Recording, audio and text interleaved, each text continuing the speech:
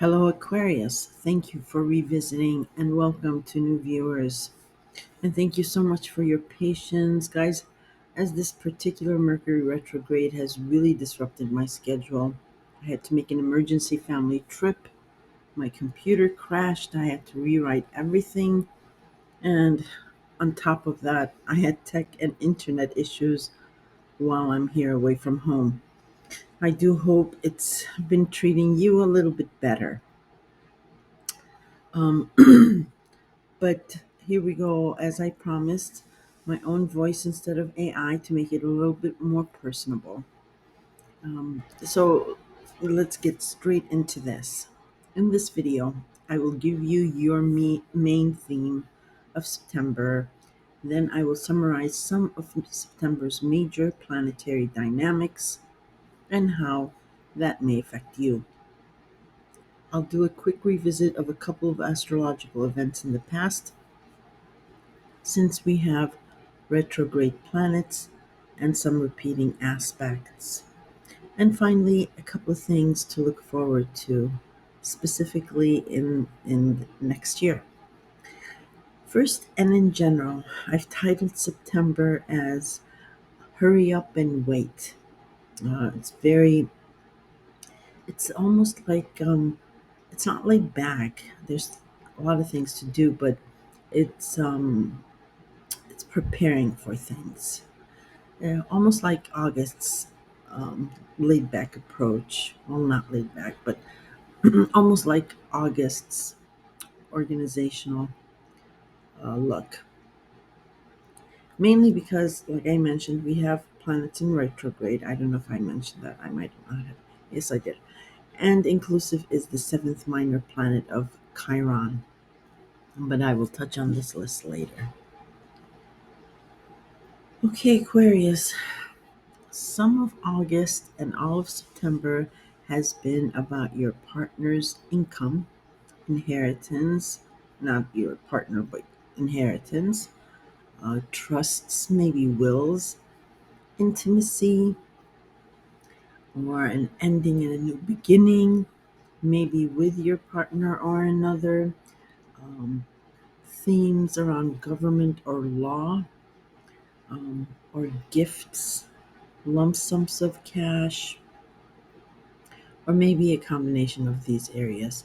So your phone calls, texts, emails, and focus is regarding this eighth house, and we title it as sex, death, and taxes. And sex can be the house of sex, but it is intimacy, but true deep down intimacy, like baring your soul to the other. And death is, no astrologer can predict death. It can be the house of literal death, but death here is allegorical to an ending and a new beginning, a true transformation, as in the phoenix rising from the ashes. And taxes can be taxes, but it's mostly a partner's income, joint finances, money you benefit from others. So, an inheritance, um, gifts, like I mentioned, lump sums of money coming in, maybe a class action suit, things like that. We had a full moon in the beginning of August in your sign, Aquarius. Something ended, or you shed off something, maybe a partnership. Then, naturally, the discussion continues about joint finances for most of you, and endings and a new beginning for you, or you would need to file the correct papers with government if it is a divorce or what have you. If it is simply a temporary separation, you will be discussing eighth house things as well. However, the conversation, texts, emails, and phone calls might have gotten stuck or are on rewind. Whatever disagreements or issues there are, really, it is due to Mercury in Virgo, your eighth house, being retrograde. So confusing and delaying things here. Mercury does station direct mid month, and will start delivering the right information or missing information. However, it's a big however. A lot of astrologers don't mention this, but a lot do. Mercury will not clear its shadow retrograde until the end of the month. So even though it's going to go direct starting the 14th or 15th, um, still there's a chance between the 15th and the end of the month of rewrites again, cancellations, or what have you. So your emergency alternate plans, because of the retrograde, may get scrapped altogether, or you'll need, like I said, another alternate plan. Mercury that finally clears its shadow retrograde in Virgo by the end of the month, and you'll have the full story then. So just give yourself more time and space and afford the same to any issues regarding intimacy, inheritance, your partner's income and or government or law related issues. Plus, there's better news in this area as we have a beautiful new Virgo moon coming up on the 14th, which again is your eighth house. Let me just stop this for 1 second so I can switch notes. So regarding this Virgo new moon, um, if you're old enough, every so many years, the Virgo new moon brings in a change in your eighth house. Especially if in the same year the outer planets change signs like they did earlier this year, namely Pluto and Uranus. They change signs in March or April.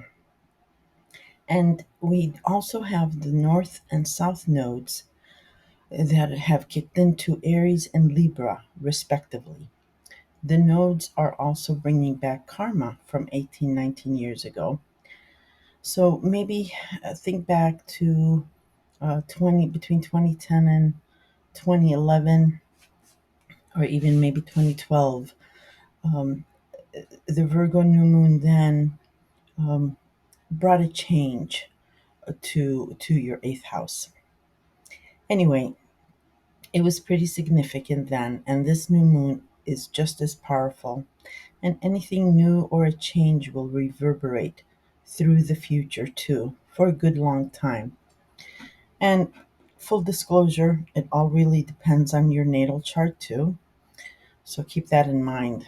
The only other thing to note here is just be on top of any health issues because Virgo natally does rule the house of health, habits, and routines, schedules, service to others, and things like that.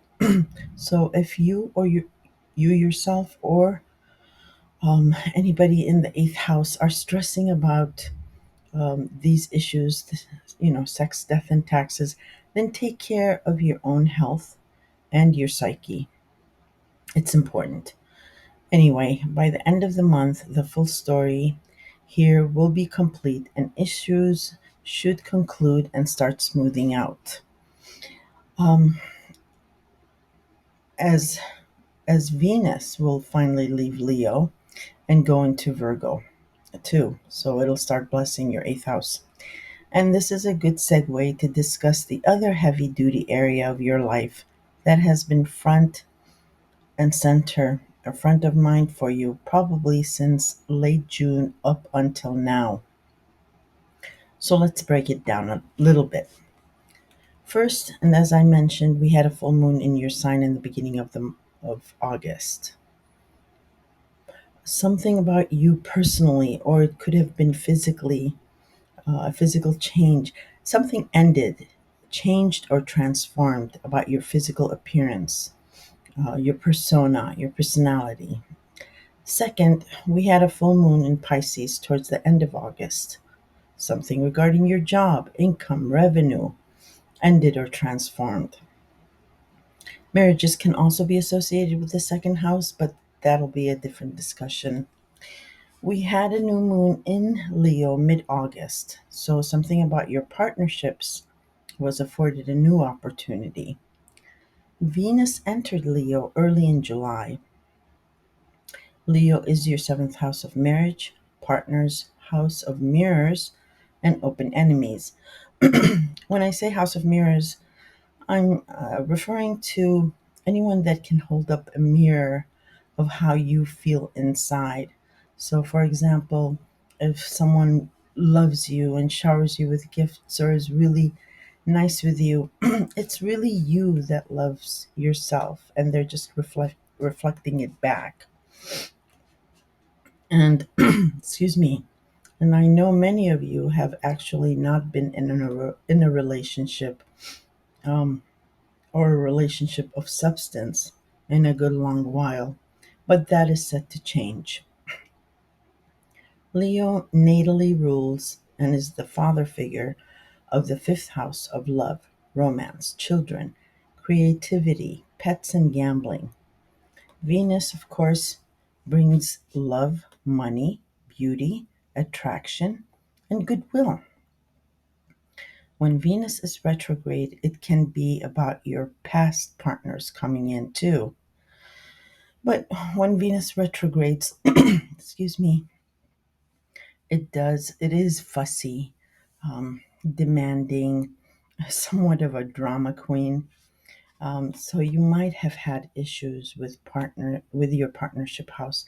And when I say partnership house, it can mean the house of marriage, but it also relates to business partners or anyone who really truly knows you. Like I said, the reflection thing.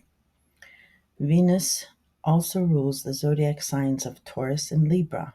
Taurus is your fourth house of family, parents, parenting, your land, your mortgage, apartment, sometimes even extended family, and patriotism. Libra is your ninth house of travel, travel in the mind, academia, philosophy, publishing, and the World Wide Web. And if you have any Virgo degrees, then also something regarding your seventh house of partners, and somehow love and children were also involved. But there was something behind the scenes or in secret, and or scheduling or routine issues were part of the whole hot, sexy mess. Um, and the North and South nodes are in Aries and Libra, like I said, respectively, and in karmic energy from 18 years ago. Aries is your third house of communication and commuting. Libra is your eighth house of sex, death, and taxes. So I broke it down so you can get a picture of the picture I'm getting at seeing the astrology behind it. I will concentrate on a couple of Aquarius, well, one in particular. This year for you, Aquarius, is the ending and a beginning, especially because two powerful outer planets, one being your ruling planet, Uranus, change signs, and especially heavy duty Pluto, all up in your psyche for the past like 15 years. You may have also been in a confining or restrictive situation, but I'll discuss Pluto and Capricorn a little bit later on. But yeah, this lineup I gave, and Venus retrograding here, spending extra time. I'm really speaking to the Aquarians that have been without a partner for a long time. The ones going through splits or in a budding new relationship, or solid, long lasting ones. This is mostly about family and children, but we will discuss one or two scenarios of that a little bit later on. So, my longtime single Aquarians, and although Aquarians can easily substitute a partnership or family relations with just being among friends, mainly because you rule that house and because most of you were raised by friends or neighbors, and you rule, like I said, you rule the house of friends. Also, you have an aloof personality and can get can quickly get over someone. Yet, even for an Aquarian, it has been a long time and a gnawing, maybe aching kind of feeling. You have decided being alone is not so freeing. And contrary to your belief that it was the one who got away, it was actually you who ran away. So your partner refers to you as the one who got away. In any case, your confidence may have taken a hit, and you sometimes feel like there is no one out there for you. You really need to stop that kind of thinking, please, because we manifest what we think. The universe put you through a pretty tough time psychologically for the past 15 to 18 years, mainly because you had to truly dig down and deep and do a heavy duty spring cleaning so that your rebirth was somewhat of a paradigm shift, a true transformation. In any case, the universe has decided it is your turn to be happy and carefree and attached. That is one of the reasons Virgo has an extended stay in Leo, your partnership house. If you have been meeting new people, but it's been uncomfortable, issue ridden maybe, or awkward, it's just because of Venus being retrograde in your seventh house. Plus, Pluto is retrograde in Capricorn for a little while longer, but I will discuss that later too. And others who are splitting and have issues, you've already known that it's not like a surprise. There may be compromises or reversals by mid-month, but hold on to those hats because your ideal partnership is being tied up in a ribbon, and you may already know them from your past, maybe, or you may be getting into some kind of mentoring role, and Cupid's arrows may fly your way through that role. Like I have been mentioning, these 3 months have had a lot of extended and redo activities. It's all being set up for new everything. Anyway, final decisions are not final. Attitudes may still be tender. And one more review or need for a resolution by the end of the month and into early October, when Venus will start behaving like her amorous self again, um, and will start smoothing out these partnership issues. So still be on your guard and have patience, especially um, regarding your seventh house of partners, and afford them the same time. Only disclosure is be careful of secrets. They never stay secret. Only your hidden self stays that way. But anyone associated with your hidden self may be outed. Okay, let's go on to Pluto. I'm mentioning Pluto because there is an aspect and a theme regarding Pluto and Capricorn this month. Plus, like I mentioned, Pluto is retrograde in Capricorn. And some people think that it's an easy ride when it's retrograde. And it is if you've picked up on the lesson and heeded Pluto's advice. But sometimes when planets are retrograde, they can be even more powerful because they're not skimming the surface, but actually digging in and under. And or because there is unfinished business here, or from the first go around, not from the first go around like in 15 years ago, but the past few months, or loose ends to be tied up, or some kind of closure. For you, Aquarius, it is your 12th house of past secrets, of past rather, and secrets behind the scenes, confining places like hospitals or prisons, secret self undoing, your psyche, and hidden enemies. 12th house is ruled by Neptune, so drugs, alcohol, and things of that nature might have all also played a role. Excuse me, sorry about that. And Pluto is all about power, control, and the fear that comes along with that. Capricorn is all about steadfast, reliable, prestige, old money, government, the law, authority figures like that, and slow and steady wins the race. Pluto has been in Capricorn for 15 years now, like I mentioned, so you are already used to this energy. But, and it's a good but, late last year, December, through to March, April this year, something surprising or maybe even jolting, some kind of, out of the blue shift happened where whatever was repetitive, controlling, or constraining regarding your 12th house of secrets and spirituality suddenly became not so.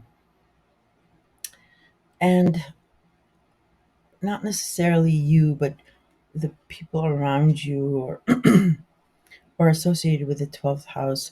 So there may have come divorces, marriage, separations, promotions, or demotions, lateral shifts, or people retired, moved, or simply just went away. And this freed you and others from any constraints or fears regarding your career status and authority figures. Oh, I'm sorry, your 12th house of secrets, your psyche, your spirituality, and so forth. Um, I mean, you have had the past 15 years to really get a hold and understand how the dynamics works here, but this shift um, was a different kind of shift where it completely freed you. And since Pluto transits are life altering and transformative, people feel a rebirth, a true rebirth, and they become experts actually in the area affected by a Pluto transit, something like the student surpassing the professor. So, when this shift and reshufflement happened in your 12th house, you may have truly shed your old skin of thinking, or literally maybe ended up ended a hospital or a confining space stay. You may have truly found God or completely given up on that, but your secret self is now invincible. Your psyche is as well. Sorry. And you could have either felt relief or extremely sad regarding this rebirth. Um, but not extremely sad, maybe like melancholy. My mother always used to say, every day that comes is so hard and difficult, but when we remember it, we long for those days again. My mother passed away this May, and I do miss her. But okay, let's get back to you. And you could have either felt relief, like I said, or you may have been sad, but you felt confident to step into your learned power of being a powerful mentor to others who may be going through these issues of behind the scenes spirituality, maybe drugs, alcohol, or any confining spaces. Also, hidden enemies are found in this house, and your secret self, where you hide from others. In any case, these the dynamics, arguments, agreements, and information that occurred between December last year and March, April of this year. The consequences of what was said and done are reverberating somehow this month.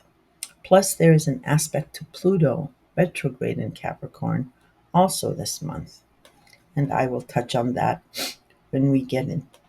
Excuse me, in your September lineup.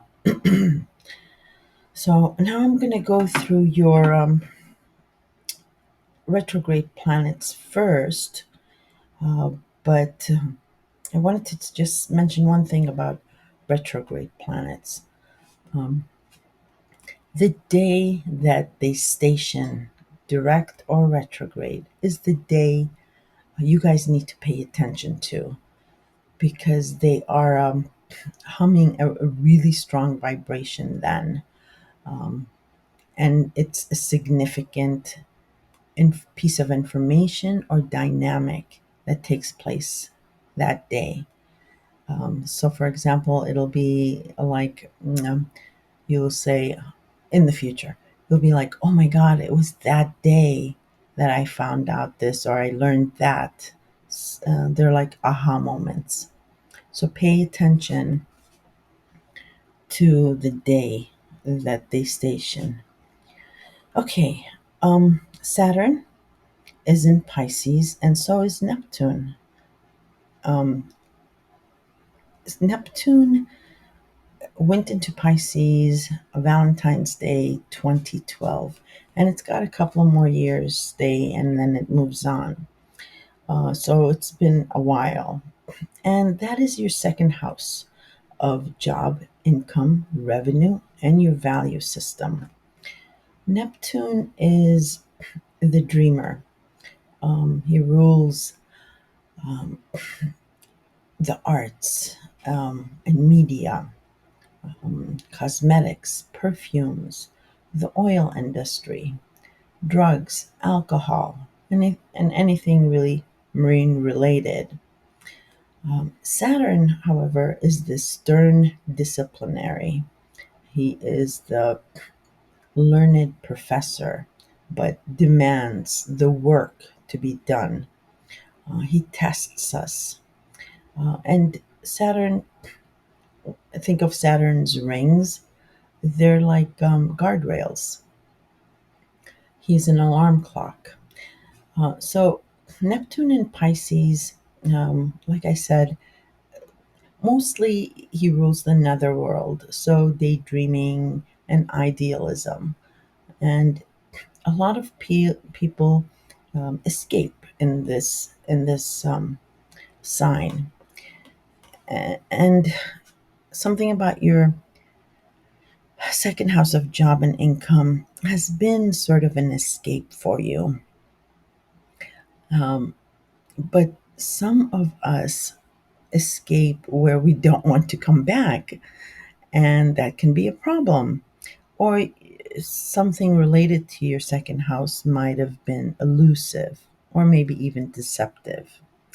So the universe, in its wisdom, has sent in Saturn um, to pull you back from this escape, to pull you back to reality, because some people escape so far that they can't find their way back home, especially if drugs or alcohol are involved, or deceptive people. So Saturn is putting up alarm clocks and guardrails for you here. So both Saturn and Neptune are retrograde in Pisces in your second house. And you will be reviewing both the escapism and the need to put boundaries in. And once they station direct, you can implement those changes and do that. Pluto is in Capricorn retrograde, and that is your 12th house. I went in length about that. Uranus is in Taurus. Uranus is your ruling planet. It is the planet of shock, surprise, electricity. And Taurus is your fourth house of home, family, parents, parenting, mortgage, country, and patriotism. And since you rule friends and groups, like I said, you may have been really raised by friends and groups, or friends and groups may feel like part of your family. But since Uranus went into Taurus, something unexpected has been happening with your fourth house of home and family, and in a surprising way, like I mentioned. In any case, it is going retrograde, and you will be reviewing everything that's been happening, the dynamics in your fourth house for the past few months. Mercury, where it's and in Virgo, it's all about what's going on this month. And Virgo is your eighth house of sex, death, and taxes, and I explained that as well. Um, and so Mercury is retrograde, but it will station direct mid-month. And I talked about that, and we'll discuss it a little bit more. And then the minor body of Chiron in air is in Aries retrograde. Chiron, he's called the wounded healer because he's a compassionate healer, but he's also known as a master teacher as well. Whereas Saturn is strict and a disciplinary, Chiron is compassionate and um, more of a nice or fun teacher. But he's also known as the maverick of the zodiac. He does things surprising or non traditional, and you're used to that energy because, like I said, you're ruled by Uranus. Aries for you, Aquarius, is your third house of communication, communication tools like cell phone, Skyping, and things like that, commuting. Um, so, any sort of commuting, uh, and then siblings, and also your neighborhood. So you'll be reviewing any compassionate teaching in that house, even though compassionate, well, Aries is kind of a fire starter, but they still are very compassionate people.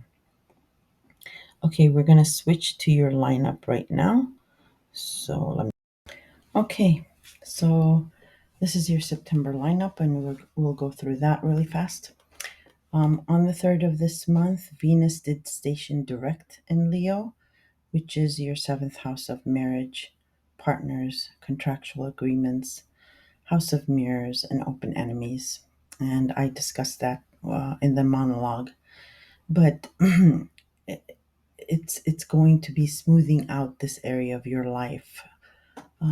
However, it is still in its retrograde shadow, and it's moving very, very slowly.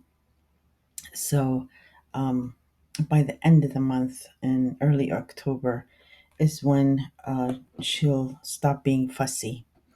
So, look to them. On the 4th, the day after that, Jupiter in Taurus stationed retrograde.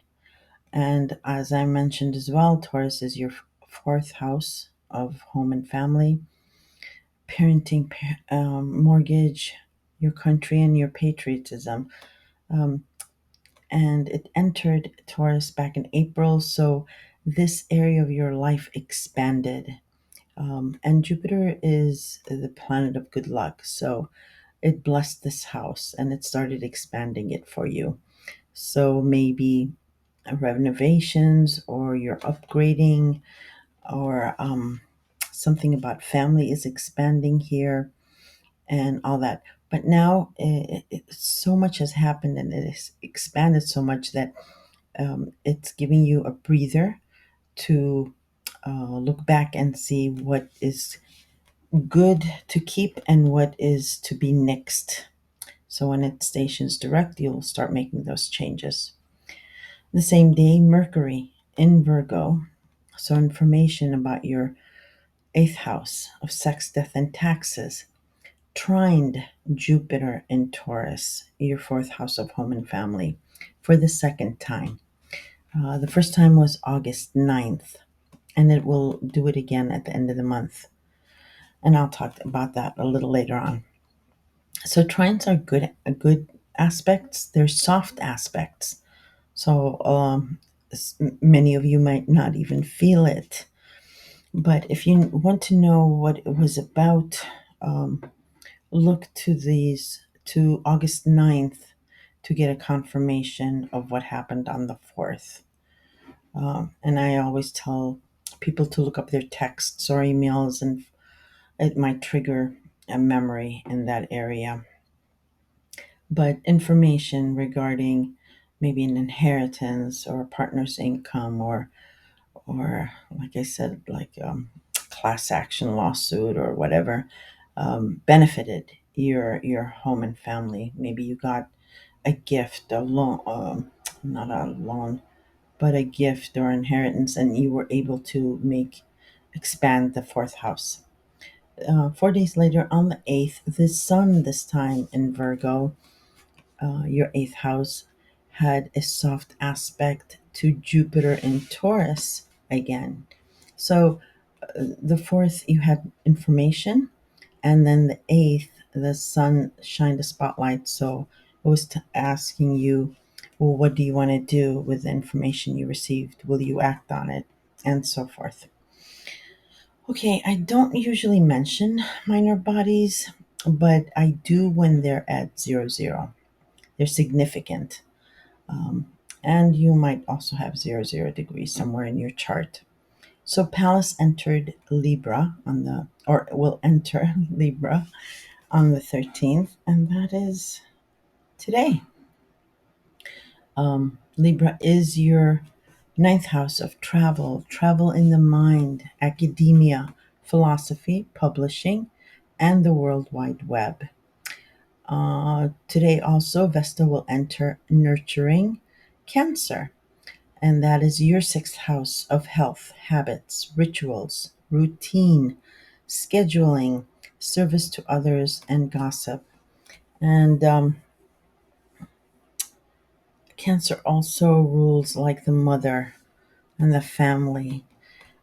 So I don't know if you might be taking care of an elderly parent, or that information. So for some of you, that might be, and of course, if you have 00 degrees, but it's a minor body, and you may, again, you may not feel it, but a small like note, footnote will be there about your sixth house. Um, the day after, on the 14th, Taram, the new moon in Virgo, your eighth house. So something new, um, or something old that will seem new, um, will be presented to you regarding the eighth house, and it is at 21 degrees. So if you have 21 or 59, or rather 21 degrees, you will feel that. Um, but it's a powerful new moon, as I mentioned in the monologue. So, a new opportunity will come up, and it's also you planting the seeds for something in the for the eighth house, so that it can manifest by same time next year. But this new moon is powerful, like I mentioned, and it'll reverberate for a long time.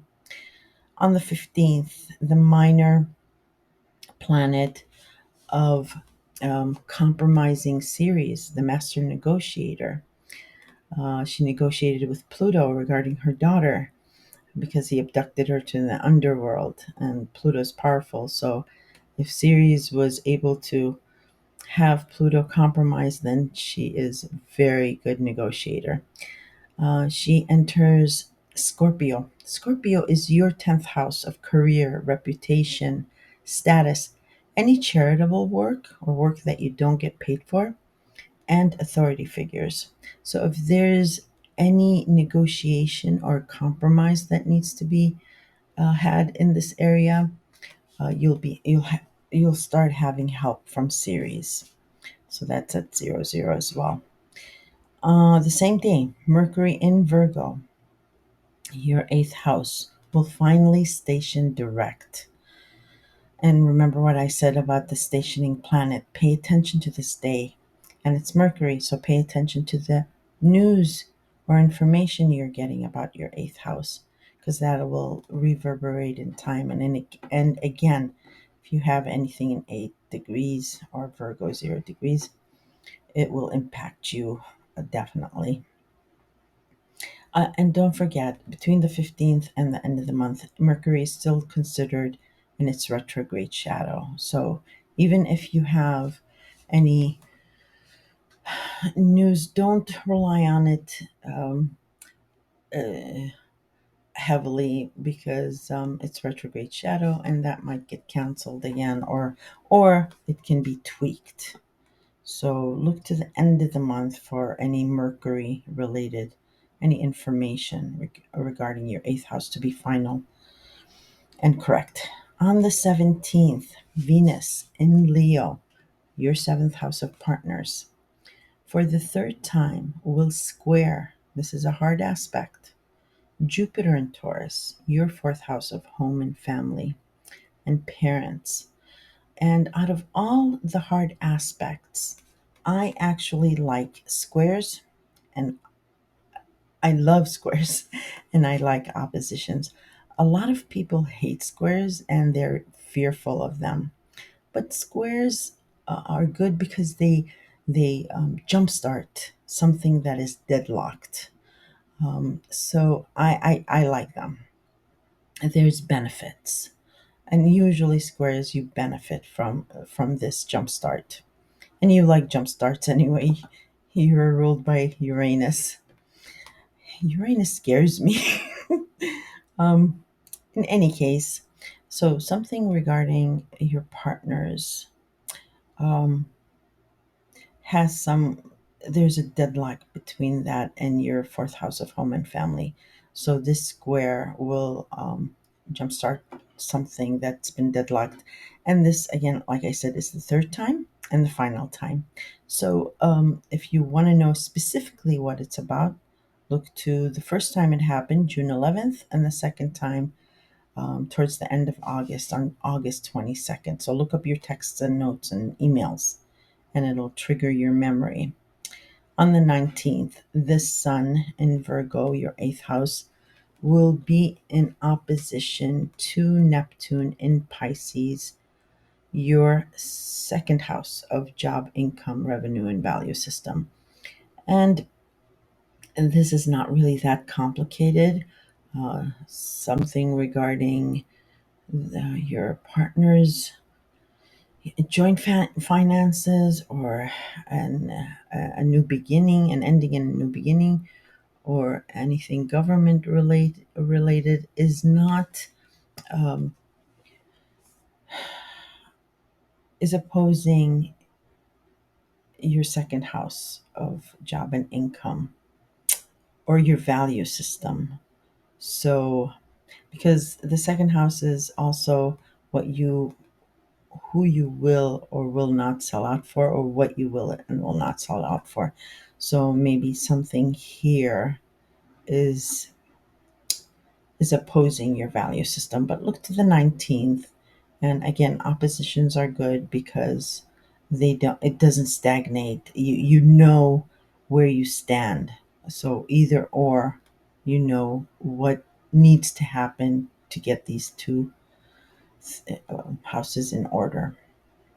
On the 21st, the Sun in Virgo, your eighth house again. Another soft aspect, trines. I don't know if we had a trine before, but it trines Pluto this time in Capricorn, your 12th house of secrets and spirituality. Um, so it's a good aspect, it's a soft aspect. So something about the taboo or intimacy or renewal is favoring your 12th house of secrets and spirituality. And trines are soft aspects, so not all of you will feel this, not many people will feel it, but it is a good aspect. On the 23rd, the Sun enters Libra like it does every year. Libra is your ninth house of travel, travel in the mind, academia, philosophy, publishing, and the World Wide Web. So your focus will start on these things, travel related, or maybe school or the web, and it is at 0000. So that will be your focus from then on. On the 25th, this is the third and final time that information about your eighth house will give a pleasing aspect to your fourth house of home and family. Um, so maybe you will, well, this is the information you're getting for the third and final time. And the first time was August 9th, and the second time, like I mentioned, the beginning of September. And again, many of you might not feel it, but since all the hullabaloo is about Mercury and Virgo this month, I think it will catch your attention. But it's a good aspect. So look to these two houses being in agreement with each other. And then finally, the big bang of the month um, is on the 29th with a full moon in Aries.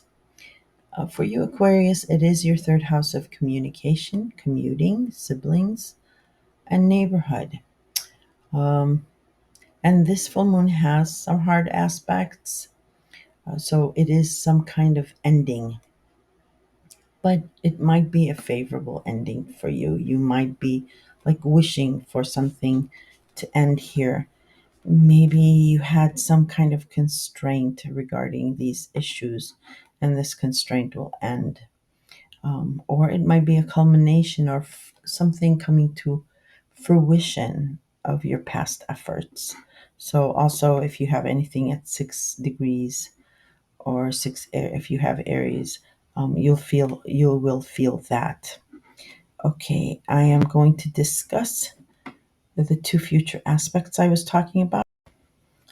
Okay, so looking to next year, Jupiter, the planet of expansion and largeness and of good luck, turns direct in Taurus, because remember it was going retrograde, and that is your fourth house of home and family, and it will trine Pluto in Capricorn, your 12th house of spirituality, your psyche, and behind the scenes things, which trine, like I said, is a good aspect. So this is a,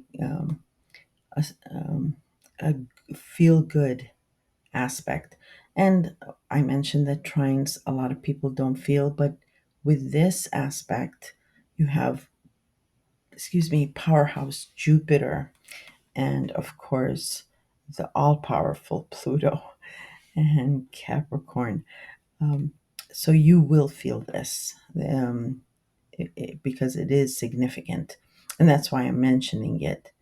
Um, but it is a good aspect, so not to worry.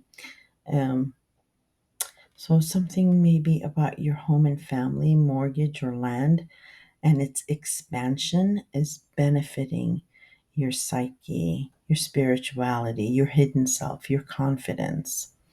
Maybe this is your release date from a confining space.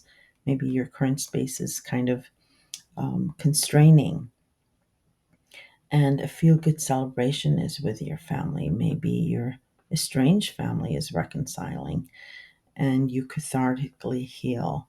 It can be a lot of scenarios, but this is a good aspect between your family and your spirituality. So look to that. And this is setting up a second exciting thing that will happen next year, May. I know it's a long time out, but it's significant, and that's why I'm mentioning it. It's a good aspect. So this is all setting up some type of surprise, because Jupiter, the planet of good luck, in your fourth house, will trine another good aspect, Uranus in Taurus, again, your fourth house.